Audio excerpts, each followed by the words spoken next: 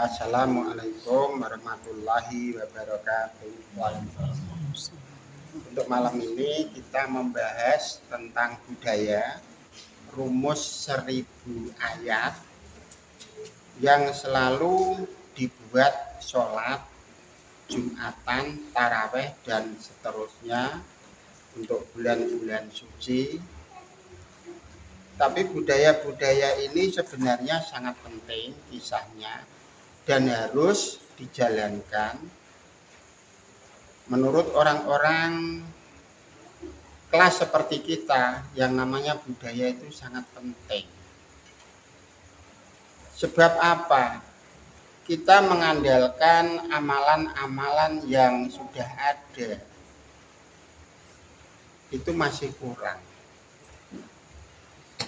untuk mencapai tingkatan predikat-predikat kita di alam abadi. Supaya mencapai tingkatan-tingkatan yang baik, kita harus ditambah amalan-amalan dalam bentuk sholat, zikir, atau budaya-budaya bacaan, bentuk Al-Quran maupun bentuk-bentuk yang lain untuk menambah predikat kita di alam sana.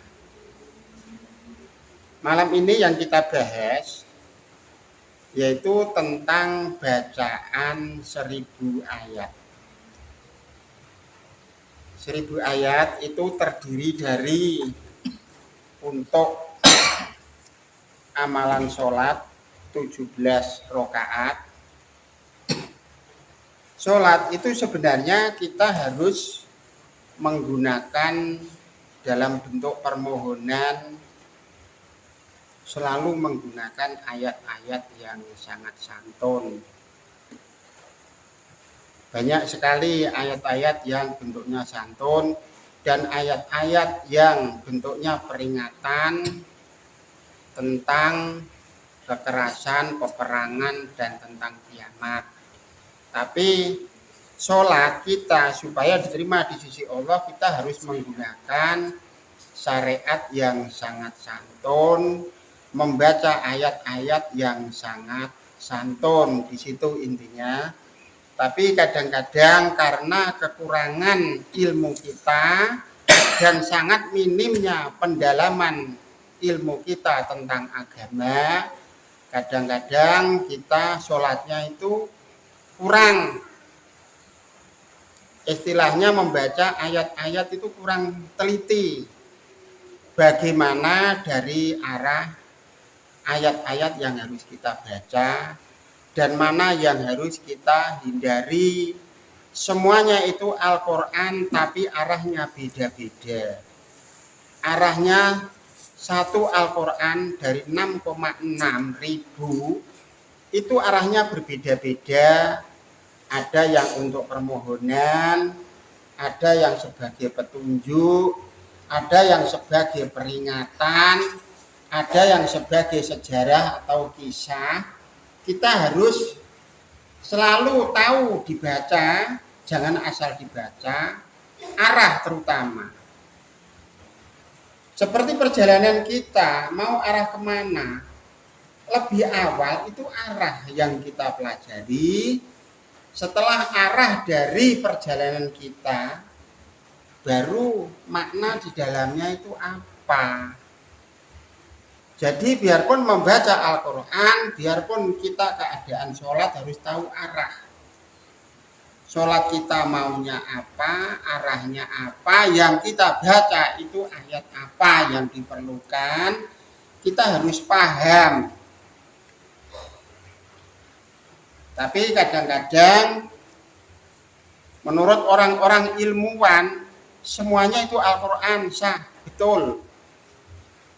Tapi harus digunakan sesuai dengan kebutuhan. Ibaratnya Al-Quran itu bagaikan obat satu wadah besar. Ada yang untuk obat arahnya pusing, untuk obat arahnya ada bentuk tipes, bentuk segala penyakit. Semuanya itu adalah menjadi obat dimuat di dalam satu Al-Quran dengan arti, arah, dan tujuan yang berbeda-beda. Kalau kita tidak tahu arah, ibarat kita minum obat, salah obat.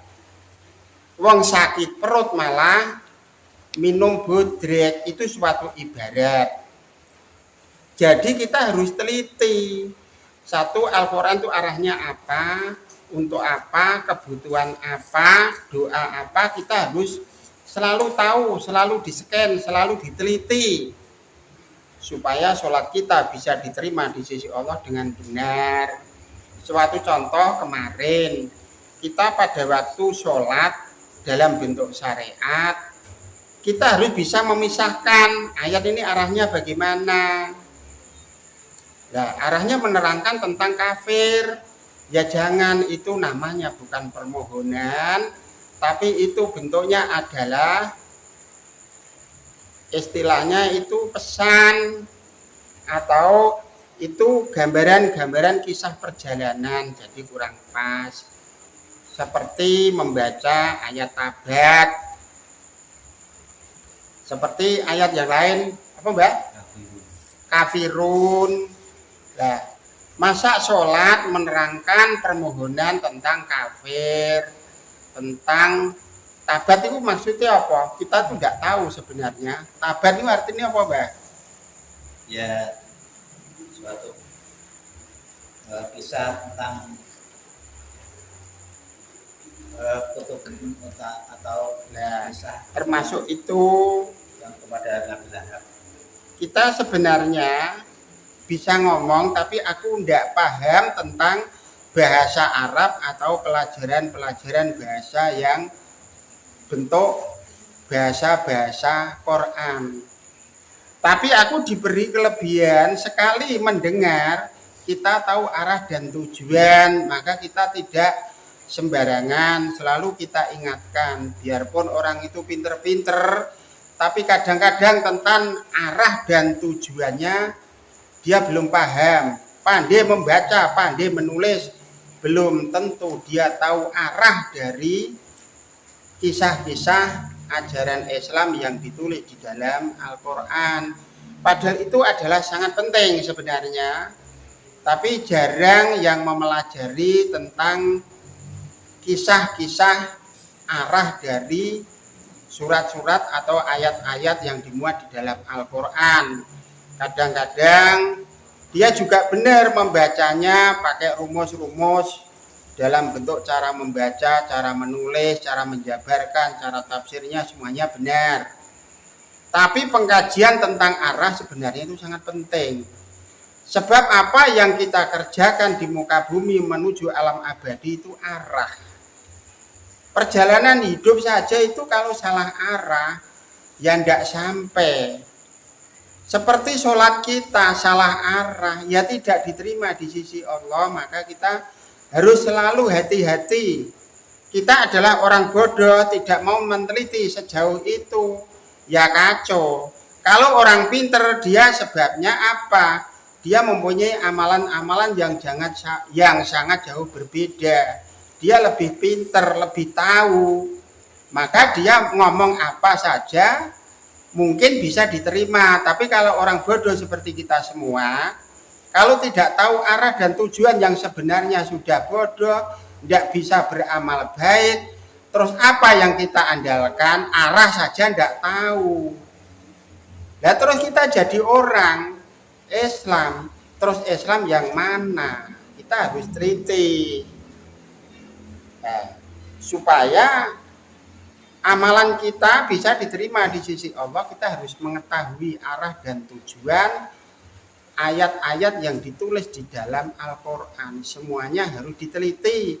Ini untuk sholat, ini untuk peringatan, ini untuk nasihat, ini sebagai petunjuk, ini sebagai wahyu. Kita harus tahu, harus teliti, selalu dibaca arah, makna, dan tujuan. Semuanya benar ditulis di dalam Al-Quran, tidak ada yang salah, tapi kita harus tahu ini buat apa, gunanya apa, kita harus teliti. Seperti budaya 1000 ayat yang kita tulis, ini sebenarnya adalah petunjuk dari Eyang Sunan Bonang. Sebab kita tidak pernah belajar dengan orang-orang yang pinter, kita tidak pernah. Kita mendapat ilmu ini aslinya petunjuk dari Eyang Sunan Bonang yang ditulis di dalam bentuk kitab seperti ini. Ini bukan pensilan biasa. Ini adalah pemberian dari Eyang Sunan Bonang yang ditulis teman-teman kita. Sebab apa? Kita juga menerima ilmu, tidak bisa membaca dan tidak bisa menulis. Yang kita ingat, kita jabarkan pada teman-teman kita.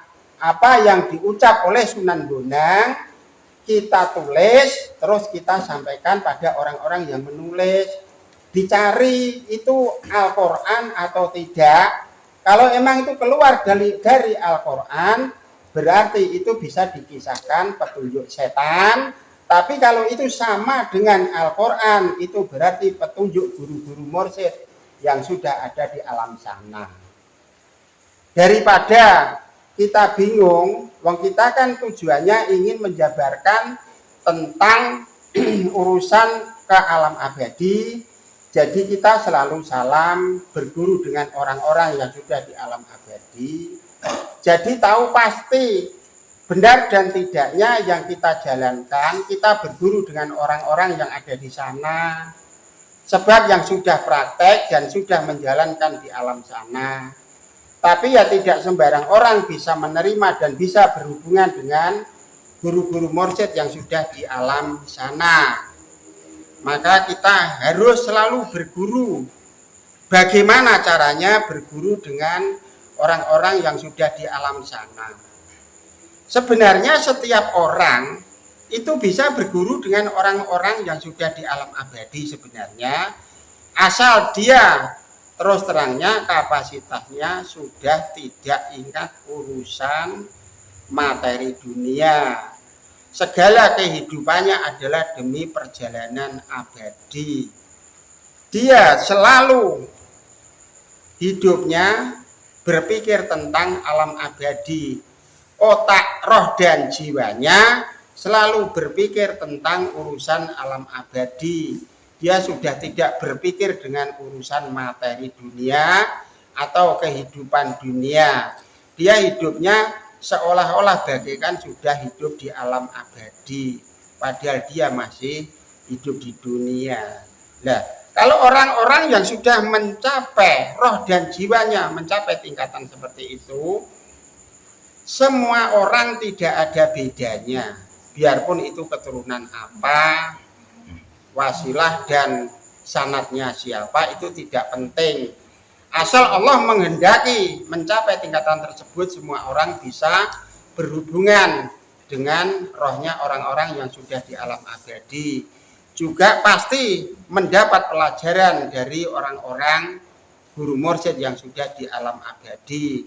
Itu semenjak kisah para wali-wali setelah Rasulullah, semuanya itu sudah pernah diajarkan dalam bentuk itu, seperti kisah-kisah Syekh Abdul Qadir Jailani sampai ke bawah, sampai seperti kita semua, asal mempunyai etika sejauh itu akan tercapai. Tidak ada perbedaan satu sama lain. Yang penting akhlak, roh, dan jiwanya sudah menyatu dalam bentuk seperti itu, dia pasti akan tertuntun hidupnya mulai dunia menuju alam abadi dalam bentuk yang sama. Saya kira malam ini sampai di sini, semoga bermanfaat bagi teman-teman kita yang perjalanannya akhlak, roh, dan jiwanya sama, berarti bisa menerima petunjuk-petunjuk yang kita kisahkan ini. Saya kira cukup sekian. Wassalamualaikum warahmatullahi wabarakatuh.